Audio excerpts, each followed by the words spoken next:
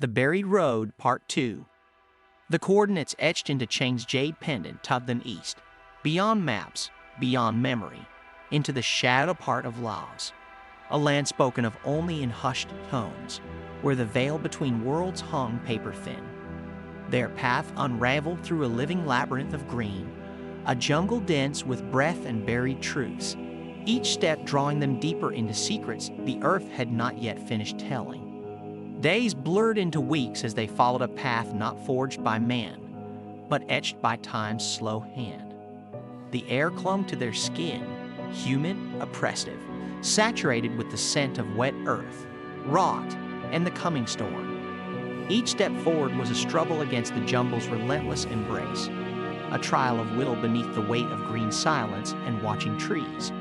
But it wasn't the oppressive heat or the treacherous terrain that chilled them to the bone. It was the markers. Bones, long picked clean and bleached by the pitiless sun, lay like silent sentinels in the dust.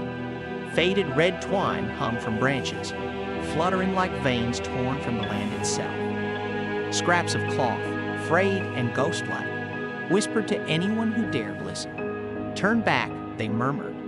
"This place does not forgive. You are not welcome here." Then, as the mist began to coil around their ankles like curious fingers, they saw it. A village, not a ruin, not the ghost of something long lost, but a living, breathing settlement cradled at the edge of the world. Smoke curled gently from chimneys. Lanterns flickered behind shuttered windows.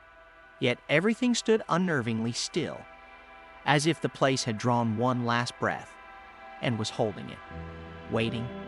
Silence. That was the first thing that struck them. Not the hush of calm, but an unnatural stillness pressed against their eardrums. A heavy, suffocating void where the jungle should have hummed with life. No birdsong, no rustle of leaves. Only the sound of their breath. Ancient banyan trees encircled the village, their colossal roots breaking through the earth like the grasping limbs of the dead. Gnarled and knotted, the branches reached overhead like skeletal fingers, as if the forest was trying to reclaim what had dared to exist within its grasp. An old woman emerged from the shadows, moving with the slow, deliberate grace of someone long accustomed to being unseen. Her face was a roadmap of time, creases etched deep by sun, sorrow, and untold stories. Draped in layers of woven cloth faded by years, she stood like a relic pulled from the bones of the earth. Her eyes, pale and clouded like ash, locked onto Cheng with unsettling precision. They did not merely look, they searched. "You," she rasped, her voice brittle as dry leaves scraping across stone. "You look like him." The name she spoke was a whisper, yet it struck Cheng like a thunderclap. Thao Leng, a forgotten echo, dredged from the depths of memory. Half-remembered stories, fragments of shadowed conversations. His grandfather, a man wrapped in silence, whose name was spoken only in hushed tones, as if uttering it too loudly might awaken something best left buried. "You should not have come," the old woman said, her voice low but sharp, like a blade drawn in warning. Her gaze never wavered. It held him in place, not with malice, but with a grim certainty, as though the path had already begun to close behind him. She turned without another word and led them through the hush of the village, past shuttered homes and watching windows, to a small hut crouched beneath the tangled arms of a banyan.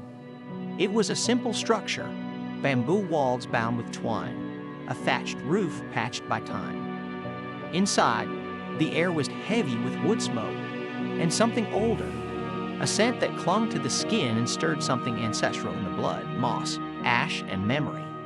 She moved with quiet ritual, pouring a dark liquid into chipped clay cups. "Tea," she said. It wasn't enjoyable grounding. It tasted of earth and bone and forgotten things. Cheng swallowed it, feeling as though something long dormant had been stirred away.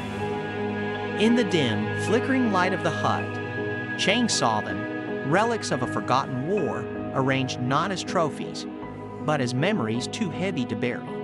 A tattered scrap of cloth, stiff with dried blood and streaked with jungle mud, hung like a torn banner from the wall. Nearby, a rusted compass rested in a shallow bowl of ash, its needle warped by heat and time, forever pointing toward a direction no map could trace. Each object seemed to hum with silence, vibrating with stories unspoken. Cheng felt them pressing in around him, echoes of gunfire, footsteps in the undergrowth, whispers in a tongue he didn't know but somehow understood. These were ghosts, not of men, but of moments, of choices, of bloodlines. And he was only beginning to understand which of them still lived in him. As the fire crackled, Cheng felt a warmth bloom against his chest. The jade pendant, silent for years, began to glow, casting a soft green light through the hut. The old woman's eyes widened, fixed on the end. "It has chosen you," she whispered. "Thao Leng," she said, her voice laced with both reverence and fear. He was a guardian. He protected the seal. The words lingered in the smoky hush of the hut, ancient and final. Against Cheng's chest, the jade pendant pulsed, a silent heartbeat in the dark. A seal, a secret, a burden passed down through blood. As darkness fell, the jungle came alive, the chirping of crickets, the rustle of leaves, the distant howl of something unseen. But beneath it all, there was something else. Footsteps, soft, deliberate, circling the village. Cheng stood at the doorway, peering into the inky blackness, his hand resting on the hilt of his knife. The old woman's words echoed in his mind, of guardians, seals, and a legacy he never asked for. Could he trust her? Could he trust this place? Behind him, the fire crackled. Outside, the jungle waited. Lia stood beside him, calm and steady, her eyes catching the flicker of firelight. She drew her blade without hesitation, the steel glinting in the dark. "I believe the land still listens," she said softly, her voice edged with quiet resolve. "And it will tell us what we need to know." From the edge of the firelight, a young boy emerged, face hidden in shadow. In silence, he held out a folded map. Cheng reached for it, their fingers brushing, and froze.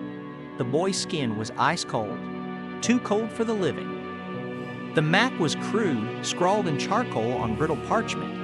A single X pierced the heart of the jungle. Xing Long, a place of power, a place of danger. Cheng stared at it, but the boy spoke first, his whisper barely a breath. "If you open it, you must finish it." The boy vanished, swallowed by the shadows as if he'd never been. Cheng unfolded the map, his heart pounding like a war drum. The air turned cold, the silence thickened, and he knew, deep in his bones, that a line had been crossed. There was no turning back. As they left the village, the villagers watched in silence, no farewells, no blessings, only still faces and eyes filled with pity and fear. Not one word was spoken, just the heavy press of their gazes, following each step as Cheng and Lia disappeared back into the jungle's waiting mouth. They walked into the green abyss, mist curling around their ankles, erasing their footprints as they went. The jungle swallowed them whole. This was the remembering forest, a place where trees whispered of the past, and the earth never forgot what was buried beneath. The banyan root, twisted and ancient, rose before them, a symbol of memory, of protection, of the ancestral burden, now resting on Cheng's shoulders. He carried more than a map. He carried Thao Leng's legacy, and a secret that could either change the world or destroy it.